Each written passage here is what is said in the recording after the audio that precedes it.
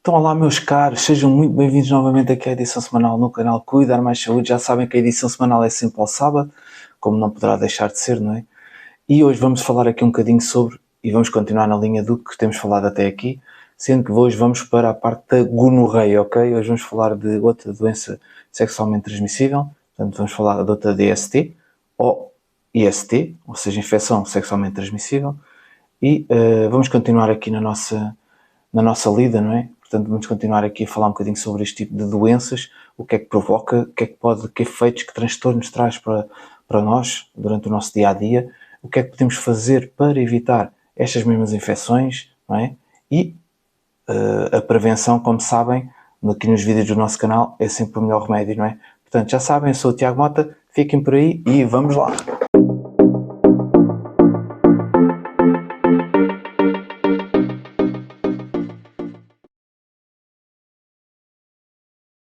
Ora, meus amigos, bem-vindos de volta então aqui ao canal Cuidar Mais Saúde.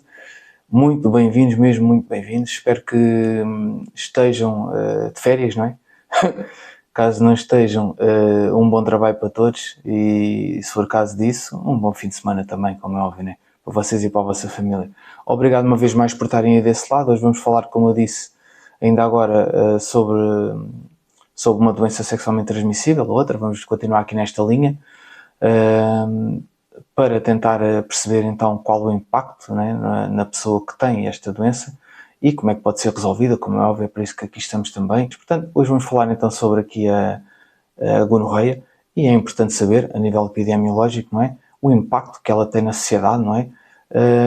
Falando aqui um bocadinho sobre aqui a situação dos países da União Europeia. Então, um impacto significativo. Sabemos que os países da União Europeia só em 2018 reportaram cerca de, porque isto é uma doença em que há necessidade de reportar cada caso que existe, portanto, para termos uma noção do impacto na sociedade, e sabemos que, neste caso, 100.673 pessoas só em 2018, houve aqui um acréscimo então de 22% face a 2017. Portanto, isto é um crescimento significativo, é algo que nos deparamos em um problema, não é? Sabemos que a gonorreia também se denomina por blenorragia, portanto, é então esta infecção sexualmente transmissível, a IST, não é?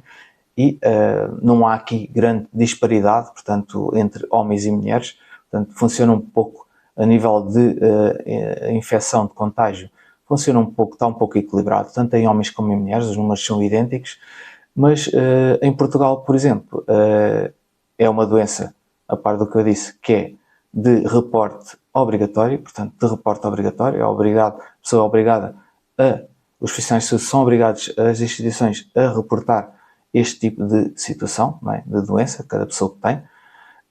É óbvio com confidencialidade, como é óbvio, o que se interessa aqui é o número de casos, não é? E pronto, só em 2018, não é? Para terem uma ideia, já que estamos a falar de 2018, foram reportados aqui 789 casos, portanto, só em Portugal. 70%. As idades, normalmente, das pessoas que estão infectadas, 70% ronda entre os 15 e os 34 anos, são aquelas idades em que a pessoa também há maior atividade até sexual, não é? Principalmente nas idades mais precoces não há tanto estes cuidados, não é? Já sabemos como é que são os jovens e acabam por não ter estes cuidados e facilita aqui esta transmissão, esta infecção. Sabemos que a gonorreia então é uma bactéria, portanto, como qualquer bactéria, pode ser debelada, entretanto, com antibióticos, não é? E a bactéria é denominada por Neisseria, é também conhecida por gonococo, portanto, e transmite-se, são todos nomes assim muito fáceis de dizer, não é? Transmite-se quase sempre por contacto sexual, portanto, as vias são as ditas normais, como o vídeo que eu acabei de fazer na semana passada, no sábado, que foi sobre a sífilis, vocês também podem ver aqui no link, que é deixado, mas basicamente são as vias normais de transmissão, que é através da via vaginal, a via anal e através da via oral. Portanto, são estas três vias as principais para que haja aqui uma transmissão. Portanto, esta Neisseria infecta as células epiteliais, portanto, da uretra, no colo do útero, o ânus, na orofaringe, portanto, todas essas zonas são infectadas, portanto, essas zonas epiteliais da pele, da mucosa, mais propriamente dita, e as principais causas da gonorreia é realmente aqui as uretrites, que são basicamente aqui inflamações e infecções da uretra, que é aquela zona de onde sai depois o xixi, não é? Portanto, nós denominamos a saída como hiato urinário, que é a entrada ou a saída, mas esse tubinho que vai até à bexiga é denominado de uretra. Portanto, é o tubinho que vai até à bexiga, ligar à bexiga. A bexiga está cheia de urina, não é? E essa urina vem por esse tubinho, por esse canal, até sair no exterior, tanto pela zona do meato no pênis, como no meato urinário, no caso da vagina. Portanto, funciona nestes moldes. O contágio, acabei já por dizer um pouco e falar um pouco sobre ele, mas basicamente tem a ver aqui um período de incubação que leva cerca de uma semana, mais ou menos. Portanto, esse período de incubação dura mais ou menos uma semana. A nível de sintomas, nos homens, normalmente, os sintomas da gonorreia manifestam-se, os primeiros sintomas que começam a aparecer, nós já falaremos dos sintomas em si, mas os primeiros sintomas que começam realmente aqui a aparecer manifestam entre 2 a 14 dias. Portanto, estes sintomas manifestam-se entre 2 a 14 dias após o contágio, após a infecção, ok? Nas mulheres, normalmente não começam antes de passados 10 dias. Portanto, há o contágio, há 10 dias após esse mesmo contágio e normalmente após esses 10 dias aparecem os primeiros sintomas na mulher. Isto na mulher não quer dizer que não possam aparecer antes, mas por norma é após os 10 dias do contacto, do contágio com esta bactéria, ok? Portanto, os sintomas e os sinais da gonorreia normalmente estão aqui muito relacionados com a entrada da própria bactéria no organismo, não é? E por isso, normalmente, a zona de entrada é a zona que vai ser mais afetada e, normalmente, não é? Vai ser então a uretra que vai ser afetada, a zona genital, são normalmente as zonas mais comuns, não quer dizer que sejam as únicas, ok? Portanto, os sintomas nos homens também diferem um pouco dos sintomas nas mulheres, daí eu ter a necessidade hoje de ter trazido aqui e ter separado os sintomas nas mulheres e nos homens, para termos uma ideia mais específica, né? Mais fidedigna da situação, e muitos casos da gonorreia, então, até nem sequer têm qualquer tipo de sintoma, portanto, também é possível, ok? E acontece mais isso propriamente mais até no sexo feminino do que propriamente no sexo ou no género masculino. Portanto, quando não há sintomas, o que é que acontece? A pessoa pode à mesma poder infectar as outras pessoas, não é? Portanto, no entanto, mesmo que não haja sintomas, é possível transmitir então aqui esta bactéria, que é Neisseria, então, gonorreae. Portanto, desde que esteja infectado, a pessoa pode infectar também e contagiar outras pessoas, e mais grave ainda é que a pessoa não tem qualquer tipo de sintoma e acaba por, de forma inocente, muitas vezes, não é? Porque a maior parte das pessoas não faz isto de propósito, não é? Acaba por infectar as outras pessoas. Portanto, há que ter sempre aqui alguns cuidados, há que ter sempre aqui alguma preocupação em fazer análises, nem que não seja anuais ou de 6 em 6 meses, e quando se vai fazer as análises pode-se pedir ao médico, neste caso ao médico de família, que é o mais comum, pedir para fazer também aqui testes VDRL, que é então esses testes que conseguimos perceber aqui este tipo de doenças também, ok? E despistar.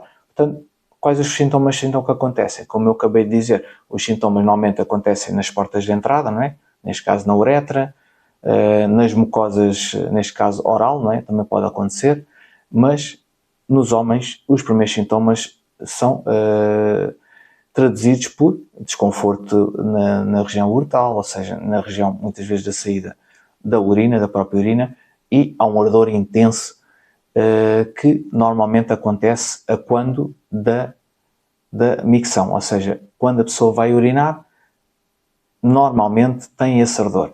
E outra coisa, a pessoa pode ter urgência em urinar. O que é isso, urgência em urinar?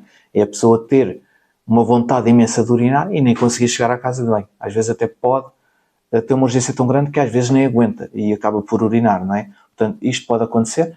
Algum corrimento também amarelado, esverdeado, também pelo pênis, portanto pela uretra, isso pode acontecer também pelo meato urinário, não é?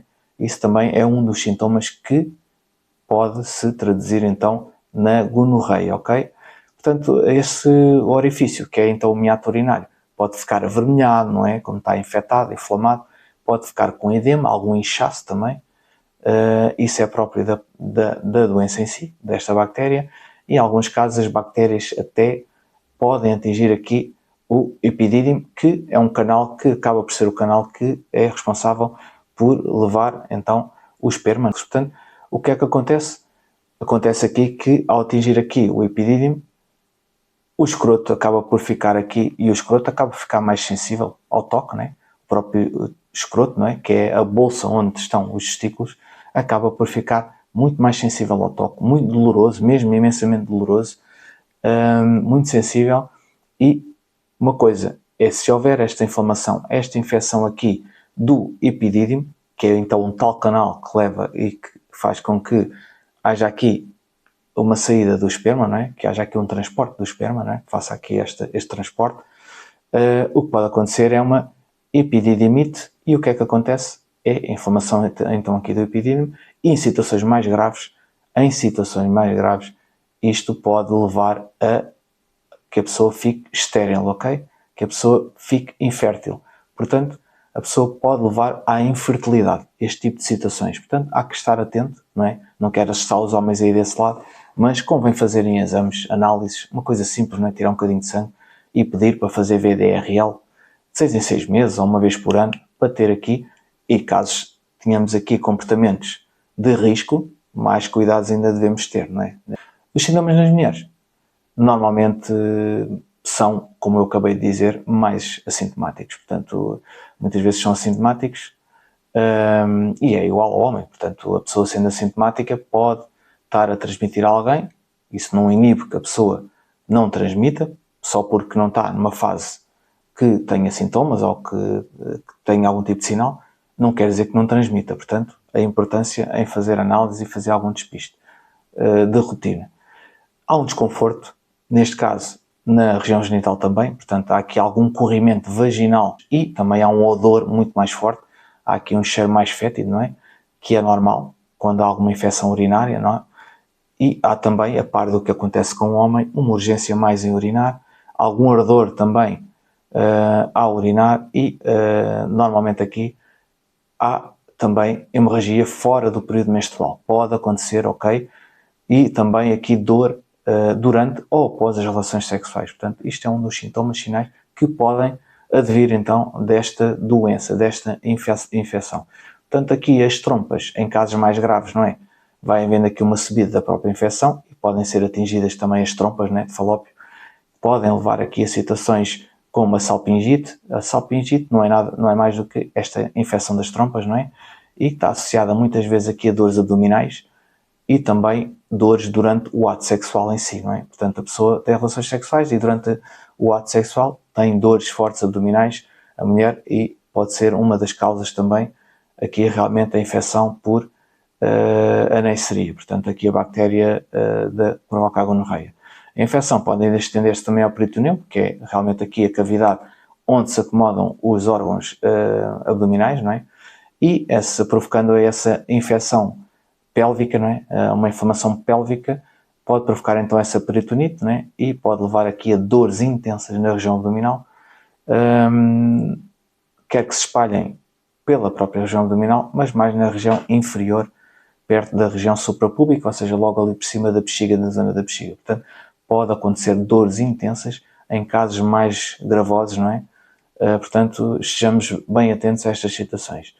As mulheres que, por alguma razão, tiveram já algum tipo de infecção a nível das trompas de falópio, lá está, a salpingite, né, que já abordamos agora mesmo, que é esta doença então inflamatória pélvica, têm um risco acrescido de também elas ficarem inférteis, não é? Terem um risco acrescido de infertilidade e até gravidez ectópica, são aquelas gravidezes que acabam por não se darem no sítio certo, não é? Dentro da trompa, né? Dentro do percurso da trompa de falópio, não é? Do percurso que o óvulo faz até ao útero, e é lá que ele é fecundado, ainda no percurso das trompas, e pode acontecer aqui gravidezes ectópicas. Aqui os sintomas no que respeita ao sexo anal e ao sexo oral, que é algo mais específico, ok? Portanto, neste tipo de sintomas, neste tipo de relações sexuais, nestas vias, as pessoas são infectadas aqui pela bactéria em si, podem provocar, não os sintomas habituais, não é? Mas sintomas um pouco diferentes, tanto nos homens como nas mulheres, ok? Portanto, a nível anal, vamos aqui dividir um pouco pelas diversas vias, não é, de transmissão. A nível aqui anal, pode haver aqui alterações então do trânsito digestivo, um prurido anal, não é? Algum ardor também, hemorragia também retal, ali daquela zona do reto, no términos ali do intestino grosso, não é?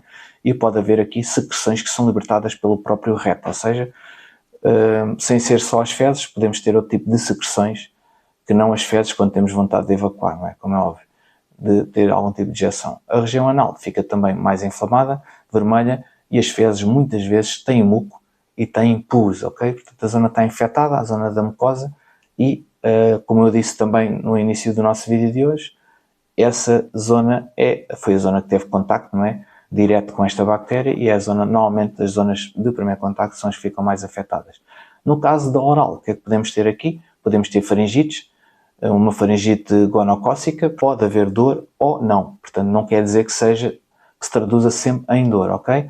Portanto, se houver contacto com fluidos infectados, aqui pelo gonococo, portanto, pode ser então a causa também de uma conjuntivite, portanto, inflamação da próprio globo ocular, né, do nosso olho, não é? Aquelas inflamações típicas, existem vários tipos de infecções de conjuntivites, químicas, bacterianas, víricas, portanto existem várias com os seus sintomas. Eu também tenho um vídeo que deixo aqui o link para vocês verem sobre a conjuntivite, podem ter interesse em vê-lo. Portanto, pode haver aqui conjuntivites só num olho, que são unilaterais, ou conjuntivites nos dois olhos, que são conjuntivites bilaterais, ok? E como é que são esses sintomas? Como é que se traduzem os sintomas? Devem-se estar a perguntar desse lado. Os sintomas traduzem-se por inchaço, por alguma vermelhidão também no próprio olho, e muitas vezes aquelas secreções esverdeadas, amareladas, né, da cor do pus, também pode ser uma das causas da infecção por gonorreia. Vejam bem, não é só nos sítios que falámos anteriormente, como já devem ter percebido, não é? A infecção pode ainda espalhar-se pelo organismo e pode entrar aqui na via sanguínea, não é? E dar origem até a problemas, vejam bem, inflamatórios da própria pele, ou seja, dermatites.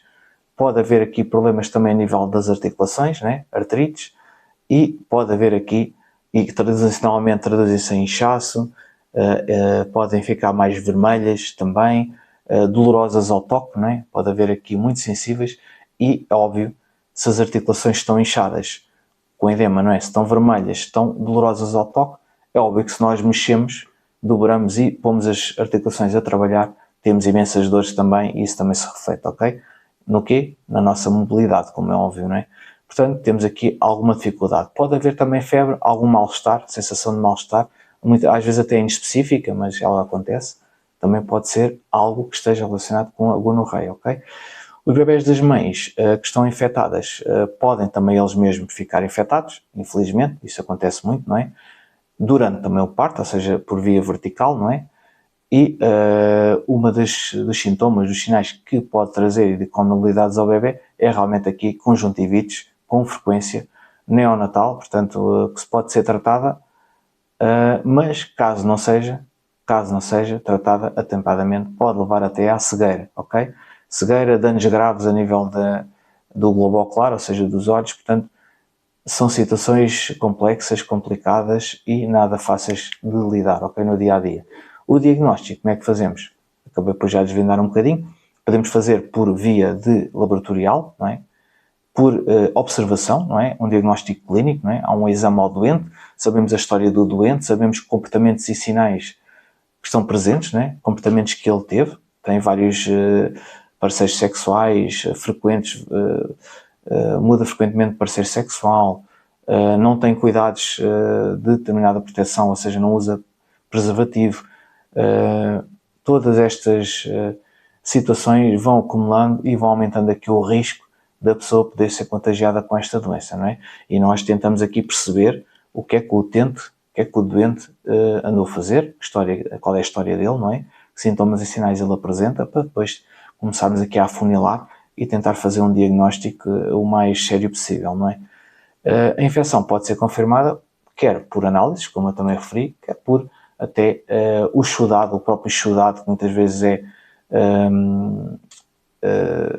deitado, não é? Deixem passar o termo, se apresenta naquele local, não é? Na uretra e noutros locais, pode ser usado, fazer uma zaragatoa e ir para a análise laboratorial, a microscópico, tentar perceber até aqui uma pesquisa da bactéria e até do próprio ADN da mesma bactéria, ok? Nas amostras do corrimento vaginal, todos esses fluidos acabam por ser aqui algo que nos pode dar pistas para esta doença. No caso das articulações, quando as articulações são atingidas, como eu acabei de referir, as tais arterites, pode haver aqui, porque se forem atingidas, com certeza existirá também a bactéria do gonococo, que estará também dentro dessa mesma articulação, do líquido, no líquido, mais propriamente no líquido sinovial, não é? Que é assim que se denomina o líquido das articulações, não é? E pode-se, através de uma punção, de picar esse mesmo joelho, quase que é uma infiltração, retirar um pouco desse líquido e levar esse líquido para uma possível análise para tentar perceber, fazer já de um rastreio aqui deste líquido, não é? E tentar perceber se existe a presença ou não desta bactéria. Portanto, o líquido articular pode ser uma mais-valia para ajudar no diagnóstico. Habitualmente são despistadas ao mesmo tempo outro tipo de infecções sexualmente transmissíveis, né? De ISTs ou DSTs. Porquê? Porque a par dos vídeos que eu também deixei aqui, não é? E já vos deixei os links agora também para verem se tiverem interesse, se uma pessoa tiver uma infecção sexualmente transmissível, há a grande probabilidade de poder vir a ter outra, de outro tipo, não é? Ou ter outra também. Portanto, é sempre um fator de risco. A pessoa que tenha uma infecção sexualmente transmissível deve fazer o VDRL para tentar perceber se existem outras infecções no momento também, ok? Portanto, se é uma infecção aqui causada por uma bactéria, como eu também já disse, podemos usar aqui antibióticos para ajudar a contornar esta mesma situação. Portanto, ao longo dos anos, é óbvio que se nada for feito, vai havendo aqui algum tipo de resistência, mesmo que haja tratamentos sucessivos e a pessoa esteja sempre novamente a reinfectar, por assim dizer, vai havendo aqui mais dificuldade desse mesmo tratamento através dos antibióticos. Porquê? Porque a própria bactéria vai ganhando aqui alguma resistência aos antibióticos, não é? E vai sendo cada vez mais difícil, com tratamentos às vezes mais longos, não é? E com novos antibióticos para tentar combater, mas nós sabemos que as bactérias estão a ganhar resistência aos antibióticos muito mais depressa, muito mais rapidamente do que aquilo que nós conseguimos fazer em laboratório no sentido de descobrir novos antibióticos e de evoluir ou tornar mais eficazes aqueles que nós já temos. Portanto, estamos a perder esta batalha, por assim dizer. Daí termos que ter muita atenção quando usamos antibióticos, usá-los até ao fim, certo? Ou seguir a indicação do médico à risca, não é? Porque melhoramos um bocadinho dos sintomas, dos sinais, tínhamos febre, deixámos de ter febre, ou deixámos de ter aquele inchaço na perna que estava infectada a pele com alguma bactéria, tomámos antibióticos, ficámos melhor, já não tomo o resto. Não, tomar sempre até ao fim, ok? E isso é importante e é um dever cívico e de saúde pública também, não se esqueçam. As medidas aqui de prevenção da gonorreia, lá está, prevenção, sempre o mais importante, voltamos sempre à prevenção e essas medidas são mesmo, nós temos alguns cuidados, não é? E os cuidados é durante as relações sexuais, com os vários parceiros que temos, evitar, não é? Se caso tenhamos esse hábito, temos que ter aqui cuidados acrescidos, como o uso do preservativo. Portanto, sempre durante as relações sexuais, tentar não ter relações sexuais que não sejam ou que sejam desprotegidas, não é? Não ter, e evitar essas mesmas relações, caso haja aqui corrimentos, caso nós vejamos aqui algum tipo de alterações a nível genital, tanto homens como mulheres, não vamos proceder à relação sexual se temos isso, não é? Podendo afetar a outra pessoa, o nosso parceiro, portanto temos de ter algum cuidado. Evitar estes comportamentos de risco, e quando eu falo em comportamentos de risco, é o que eu acabei de dizer, relativamente a parceiros múltiplos, várias relações com pessoas que muitas vezes nem conhecemos, outros parceiros, ou casos ocasionais, não é? Pontuais. E hoje ficamos por aqui. Obrigado por terem assistido aqui ao canal, a mais um vídeo. Agradeço imenso. Já sabem, eu sou o Tiago Mota, estou aqui todos os sábados com mais vídeos. Não se esqueçam de deixar o vosso like, de subscrever o canal, deixar lá o toquezinho na campainha para que sempre que surjam vídeos novos, vocês possam ser notificados a dizer, olha, cá aqui um vídeo novo, hein? E então, não se esqueçam, carreguem também na campainha. Obrigado pela força que têm dado aqui ao canal, espero que assim continuem, não é? E um grande abraço e vos espero então para o sábado que vem, está bem? Uma boa semana para todos e o resto um bom fim de semana. Até lá, obrigado.